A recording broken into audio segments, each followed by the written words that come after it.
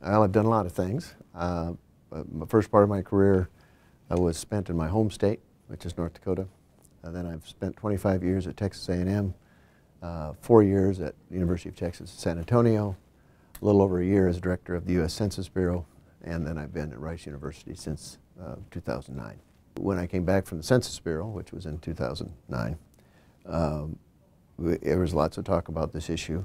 I ran into Ed in Austin one day. We sat down and started to talk, and then we began to looking at the provisions of it. This time, of course, it hadn't yet passed. And we looked at it and talked about it, and so then we proceeded to, we being myself really and Mike Klein, put together a proposal suggesting that we could use demographics as a major approach to try to dissect and see what effect this particular piece of legislation might have on Texas.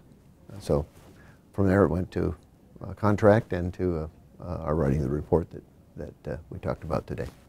We look at things in terms of the demographic groups that are impacted. And if you read the ACA, you can see very clear demographic groups. People under certain levels of poverty. Poverty level is determined by the government. Probably the Census Bureau is the major entity that uses that for a variety of things for helping the country manage poverty programs, etc.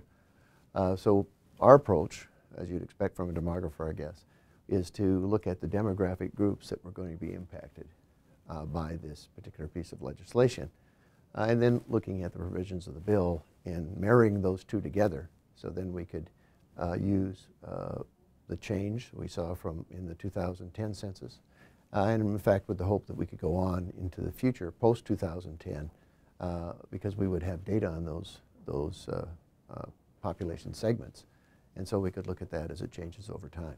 But basically that's what a demographic approach means, is you look at demographic groups, people with common characteristics like age, sex, race, ethnicity, income, education, occupation, etc. And from those then look at behavioral aspects, which would be things like involvement or non-involvement in the ACA. The groups we expected to be impacted the most, were they impacted the most? Yes, meaning people that are particularly severely impoverished, people who have children, young children, etc.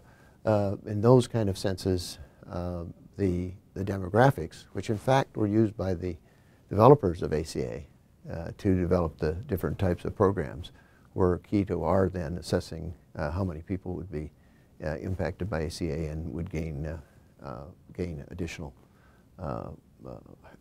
insurance help and assistance as they went forward. There's been some work, I believe, in Arkansas. There's been some work, I believe, in California, looking at the same things that we have.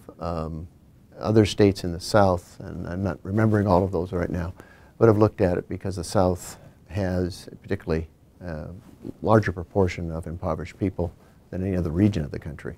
And so things that help with health care, like the ACA, are much more relevant for them than they are for parts of the Midwest or parts of the Great Plains. I'm not surprised, I guess, that perhaps somewhat disappointed, because I don't think the particular political environment right now in Texas is going to lead to the kind of use I think it could have. And that is, I think we've got a lot of ideology right now governing what we do. It's neither good nor bad, it just is.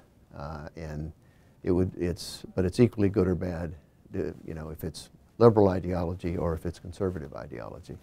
But I think ideology, not just in Texas but across the country, is governing more things in decision-making circles than I think at least we old empirical types would like to be the case. My hope for how the data and really for the whole issue, I would like to see Texas proceed with the parts of the bill because we have for a long time had the highest level of uninsuredness in the United States. I mean, this is not a year thing. It's at least as long as I've been looking at this data, and it's 15 years or so for percent uninsured. We've always been the state with the highest percentage of uninsured of any state in the country.